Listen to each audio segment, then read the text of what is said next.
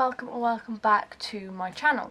In today's video I'm going to be answering the most asked question of all times, since I've been suffering with seizures and tics and a lot more that my brain is just wired weirdly. So I'm going to be answering the question that everybody wants the answer to, so stick around and you're going to get your answer. Those questions are, there are a few questions but they all come under the same umbrella for the answer, and that is, how do I get my hair done? How do I get my nails done? How do I get tattoos? How do I get piercings when I suffer with tics and seizures? And I'm going to start with like the hair one, even though they all kind of have the same answer. I have had the same hairdresser for years now, and when I'm there she knows about my seizures, she knows about my tics, so she knows that if I need 5 minutes or something, she knows to give me that. I've always got someone with me who knows how to deal with me when I'm seizing or when I'm having a tic attack, so that also really comforts me. And when I'm at the hairdressers, my seizures and my tics are like heightened emotion. They get triggered by emotion, and when I'm at the hairdressers I'm not really any heightened emotion. I'm pretty calm, and I think it also helps knowing that the person who is with me, like my hairdresser, I think it also like brings me comfort to also calm me, the fact that she knows as well, because if I go get my nails done and the person doesn't know when I seize, everyone freaks out and it can actually make it worse. So the fact that she knows, it is just really, really helpful. I get the same thing every time. I just get a balayage, so I'm there for about 6 hours. But my seizures and my tics aren't constant, they're not all the time.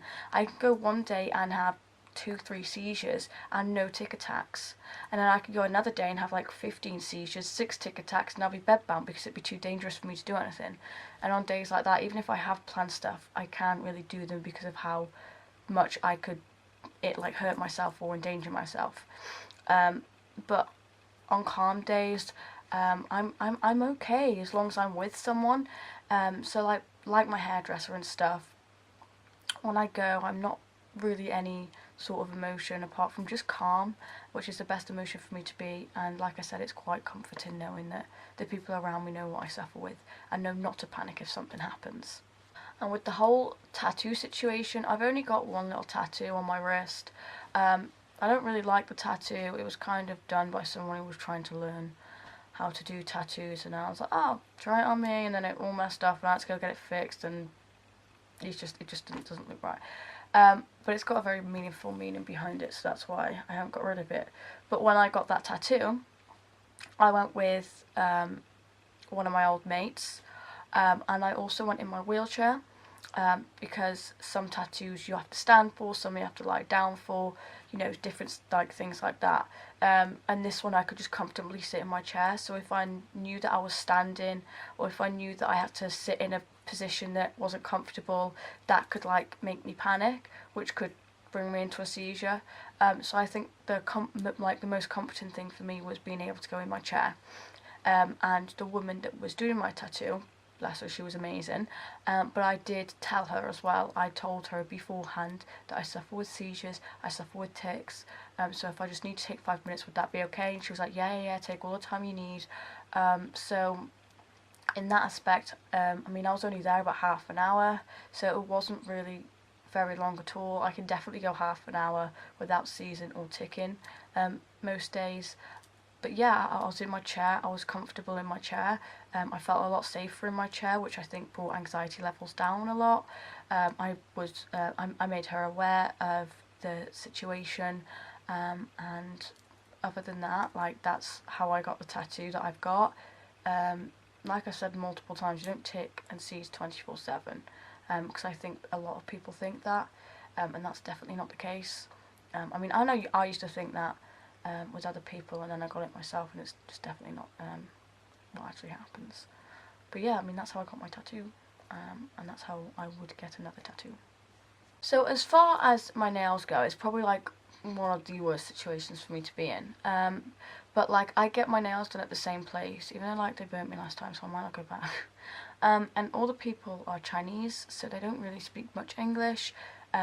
Sometimes I'm there and I'm in my chair, which obviously makes me feel a lot more comfortable. I never like being in a wheelchair, but it does bring you comfort when you suffer with things like seizures and stuff, because if you were to have a seizure, fall and crack your head open, that's going to draw a lot of attention.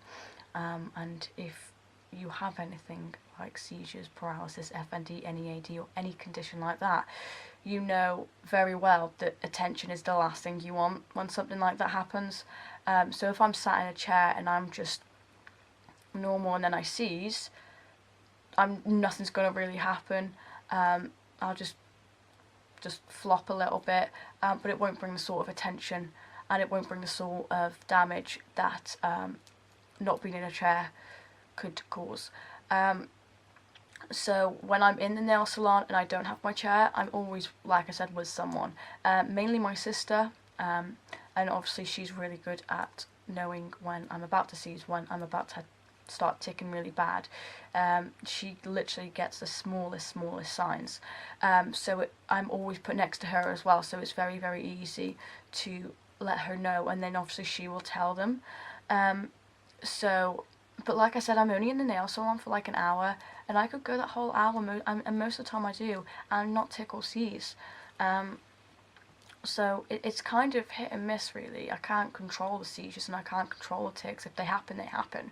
But like I said, I'm always with my sister, and I do try and go in my wheelchair. But sometimes when like we take my little nephew and stuff, won't always fit with the pram, and long stories. That was a really big gasp, I'm so sorry. But yeah, I'm always with my sister. She makes them aware if I feel like something's about to happen, and it's all as safe as it can be for me. But like I said, I can go the whole hour and be fine. So yeah. And the last and final answer I have is, how do I get my piercings? Yeah, again, it's kind of a similar answer to all the others. I've been living here for nearly 6 years. I've only had seizures and tics for about 4.5 years. So I kind of know all the people when I go to places, if that makes sense.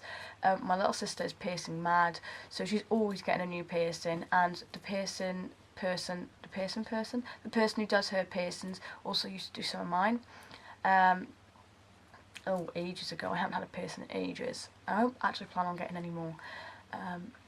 But yeah, I mean, I tend to be with like my mum or my sister, maybe all together. It tends to be some like days out, or we're like, oh, let's go get a piercing, which is always fun.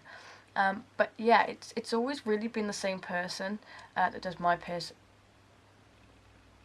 Okay, that cat was literally in my garden about 5 seconds ago, and now it's on a roof. Sorry, that. Oh, I now know why they say cats have 9 lives. Poking its head through someone's window. Woo-wee! Big summer blowout! Sorry, I've lost subject. What were we on about? Piercings. Yeah, so the piercer that my little sister gets, and that I've also had some of my piercings done by before, has always been there. She's been there for like 5 years now. She's very, very chill. She's a really, really nice person.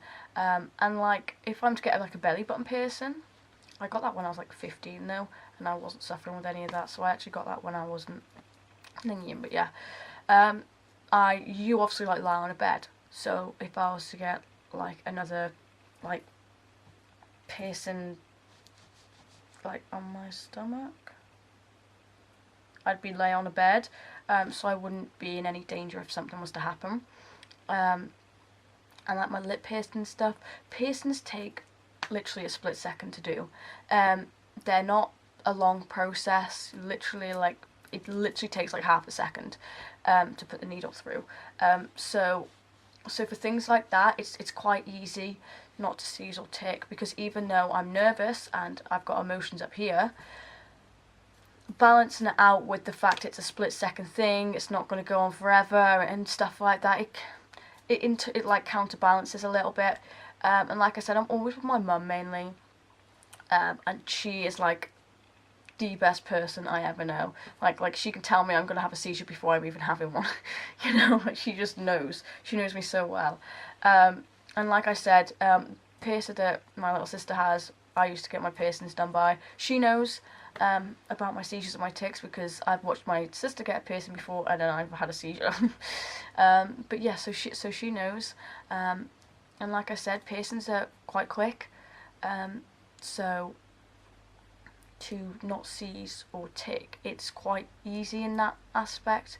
And with tics, you can't hold them in per se, but like if you feel a tic coming on and you're like, oh my gosh, I'm ticking now because I'm talking about tics, you can subtle it for like a few seconds. It's really, really difficult to explain to someone who doesn't suffer with tics or Tourette's or anything like that. But if you're about to say something like a nasty word, or you're about to say something that you shouldn't say, like a phrase, or you know, something like that, your body can, even though it will make you tic more, your body can maintain it for a few seconds. If I'm not sure if that makes sense.